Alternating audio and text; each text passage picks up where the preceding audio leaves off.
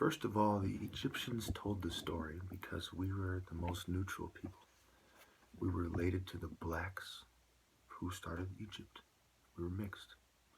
So it was our job to tell the story to the rest of the world. That's why it's an Afro-Asiatic dialect and not a far West African one. Because that's where you go to send a message from the heart of Africa to the rest of the world. You send your heart. Where is the heart? It's Nigeria. It's the most populated place, Nigeria. Where's the most, since it has the most populated, has the most hearts, the most black people hearts in one place, Nigeria. Okay?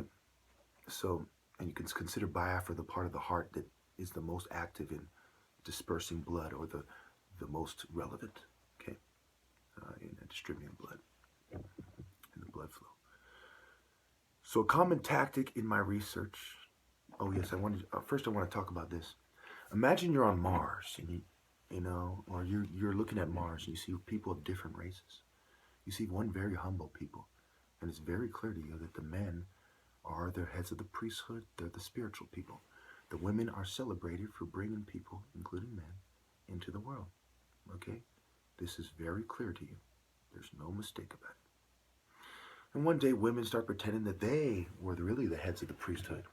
Martial arts mean nothing, and that they called the shots. Wouldn't you be like, that's kind of sick, right? And you see gays and Romans and all this horrible stuff happening, right? Okay, let's get to the next clip. You see this, right? How did we go from this to being what black people want to be? You know, they're like, I respect it. It's natural. It's who we are.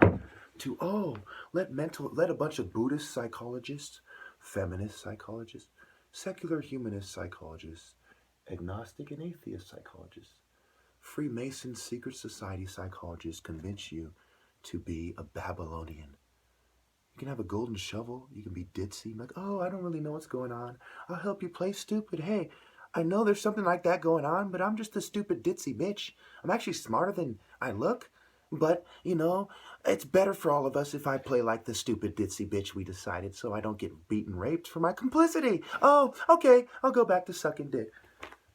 And that's what you want for my people? And black people, that's what you want for us.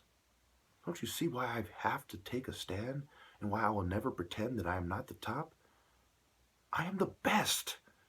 And it's because of who we are, not who they want us to be. No, white man medicine. Oh. We were the first everything. Medicine men, chemists, everything. The fuck are they talking about? The fuck are they talking about? How dare they? How dare they? It is the black fist in the yellow, not a yellow one. How dare they? Anyway. So a common tactic in my research into basically intelligence agencies, cults, clandestine groups, schools, hospitals, marketing, big pharmaceutical consultations and meetings and committees and entities and organizations and publications, mental health advocate groups, gangs and more, basically things related to sociology and the things I talk about. Okay, was to get a person fixated on an idea or a beautiful woman. So this is a recurring theme. You know, these different groups say, hey, you want that bitch? I'll help you get that bitch. Come roll with us. You know, I'll show you how to dress. You know, you'll make money. You'll have bitches. You know, the cops say, you know, be clean cut. You know, come at a girl like this. Think about it. The priest says, oh, you know, I can come to church, you know, show you're a good man of God, and God will find you. You see what I'm saying? It goes back to that Roman ideas of what you should do to have romance. And then there's bromance, because they're Greco-Roman pederastry pedophiles. And they make stupid, nonsensical arguments like Christians are pedophiles when it is gay people who are unrepentant, by default, not true Christians, Greco-Roman gay wolves that, and their culture and every minority and every other race they bring into it that molest the kids. No brainer, right? Well, apparently, to the opposition view, it is okay to either be stupid or to play stupid and let them rape and kill us so they can be like, oh, okay, you grab my ass. You can run a train on me with your friends. I love you so much, baby. Oh, I'll help you do the same to my people and my family. Man, you think it's not like that, cuz? You think I'm wrong? I pity the man who thinks I'm wrong, or I'm just saying this because I'm not getting pussy. Oh, I pity that motherfucker. Oh. Anyway, then they use that idea that makes the person more suggestible and mentally vulnerable to catfish that person with a gay or overweight woman. So once they put that in your head, now they're putting the carrot on the stick, right? That Mason tactic, that one white Mason who died of AIDS exposed, he was a high-ranking Mason. He sat on some committee of 32 or 32-degree council, Supreme Council or whatever. They put a carrot on the stick. So the idea that you can have that beautiful half-black woman at the Cannabis Club if you just do it our way, and maybe they'll give you it. Maybe they'll even give it to some people like me who have what they want. If we depend on our usefulness, right? Man, this type of shit, your heart races, makes you want to start talking fast. And when you do, they say you're manic. They call you a madman because you're strong and bold. Come on, guys. Come on. You know that I'm a good person. You know that they're bad. Do the right thing. Then where was I? Stop making nonsensical demands of me as if you're, don't come at me as the 9. Come at me as the 7, ready to do the work of God and acknowledge I'm above you. If you can't do that, you have the same problem as the devil, and I pity that person as well. So where was I? There is a Greco-Roman perspective of Bes, a kind of fat, short, ugly deity that was made by people like that to make themselves feel better. So the false beard was part of women did that. There were certain people who weren't manly enough, and they had to kind of compensate. That's where you get the idea of a Ferrari, right? He was a little dick, kind of Temple of Bes, kind of almost like a short, stocky person, kind of a typical Japheth Asiatic. And if you look at the stele of the races, you see him depicted, except for he's depicted as the same height. And this throws some people off, right? Because they don't want you to fixate on the height. They want you to understand that we're all people, and these people, because of their culture, are inferior. That's what the stele of the races is. It's also the stele of the cultures. And we told the other cultures what to do. And it was natural. God put us above them. The difference between being the lion of the jungle and some pissant with technology usurping the lion, making women suck his dick and play stupid. Oh, you're the real lion, baby. Even in your prime, you could have knocked him out. Forget the fact that you couldn't fight even back then and you're a little snivel dick coward. But in your prime, you could have knocked out that coon, baby. I know he's not a coon. He's actually, he's uncontrolled. But we'll compare him to one of those black guys we control in the news just to play him out. Yeah, we'll say he's the real coon. How about that? Yeah, I'm good for something. Girls are good for more than sex, I told you. I don't like using that voice either. But if I have to sound like a fucking bitch and imitate mimic a bitch for, to get through your fucking head, I will do that. And where was I? Whether the deity was made out of good intention at first will never be known. However, what we do know is the bitch is creating sad, beautiful black men who had to settle and hate fat women for good as a result. And it is not just me. Okay. Bottom line, in case you missed it, they put a slut in your life that is hot, dresses hot, in the evolved into American Roman kind of way. I repeat, the evolved from Babylon through Greco-Rome into America sort of way. Okay. So they use that to get you to really like her, and the idea is to use the energy, the spirit, the anti-spirit, the Spirit of Christ, the anti-spirit, to use the energy of a connection between the image of God from the line of Judah with the woman who may have been his soulmate or deep lover or something to do,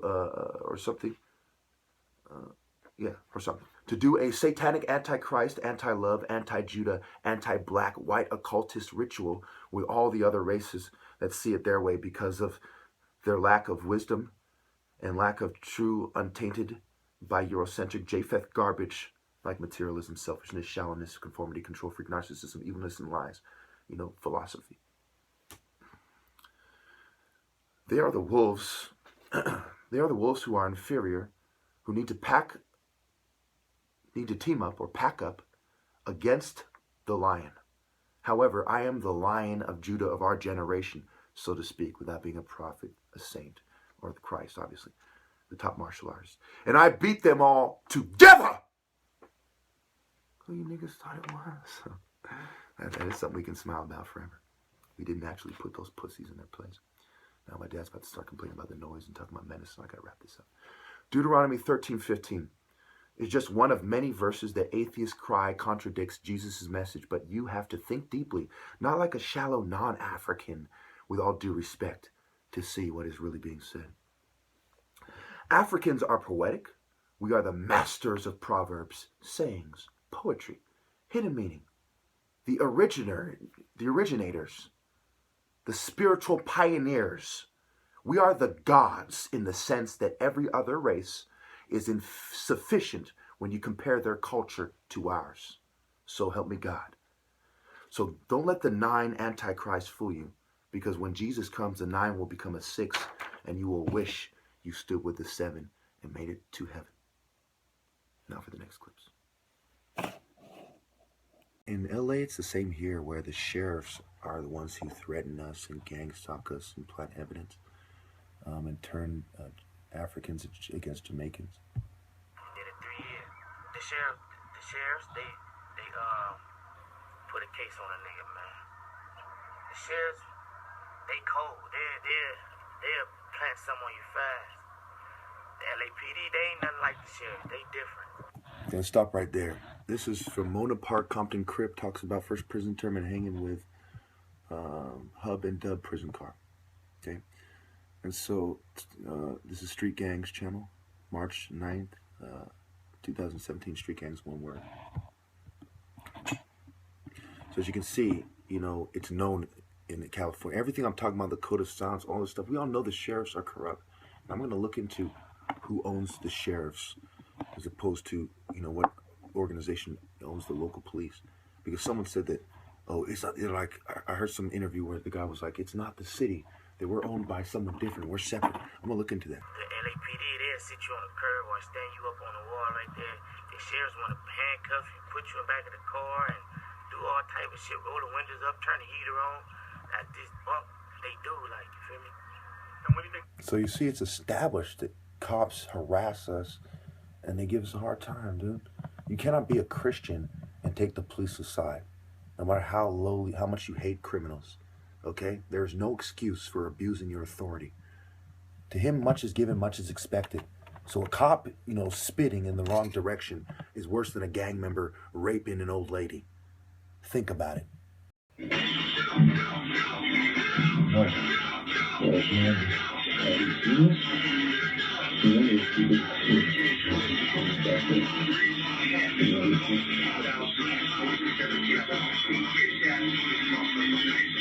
Really good though. And then we have various ways of, you know, the reason I'm telling this, I'm moving out the temple soon. We'll have various ways of doing it, like this boxing thing, hanging from a string, right? And it flies in a way that's unpredictable. Helps with precision. The ladder helps with the stretches. It's also what people use to build things. So they had a primitive version of it, and they're stretching on something similar to it, whether it was steps or a ladder or whatever they used. So, you know, I can't go too much into detail about that. And so we go in the Chinese, over here, the weapons, the Chinese general kind of, this is typically associated with the general Chinese soldier. And this is the Tai Chi sword, and it has the moon symbols on it to show you that, you know, this is pervasive in culture. Also, the arc is similar to the moon. When you think about a Muslim sword compared to a Christian sword, and it's the Asiatic influence, right? We talk about Afro-Asiatic versus just Asiatic. What is just Asiatic? Well, you know, this sword I actually keep outside because it doesn't cost that much. It has red and green. My Irish and Native American brothers, they also symbolize that, you know, they're related to this thing with the Caucasian Japheth level.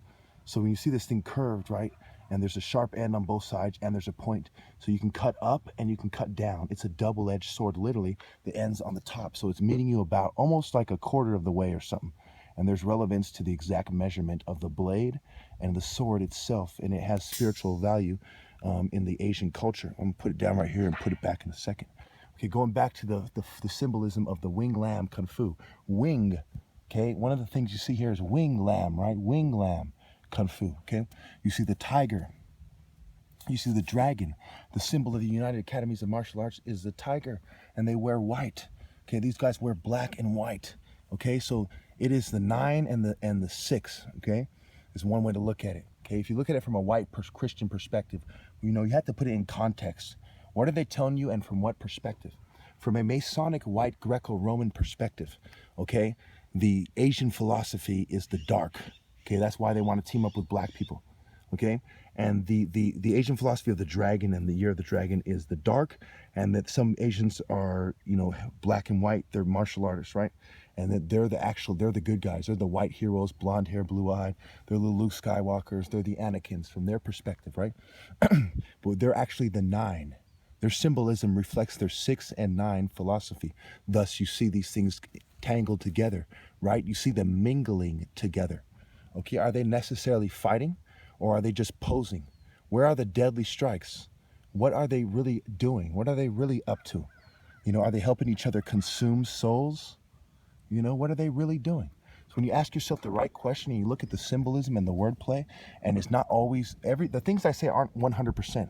This doesn't necessarily refer to a wing of a bird, okay? But it doesn't necessarily not, and it also reflects how God also helps us understand things when you look at it with the right lens.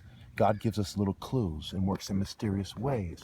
So in the truth of it all, the root of all this is the black. That's why the black belt is the highest belt. And there's degrees of being black. And the highest degree is being Judah, Osiris, and Ebo. Thank you.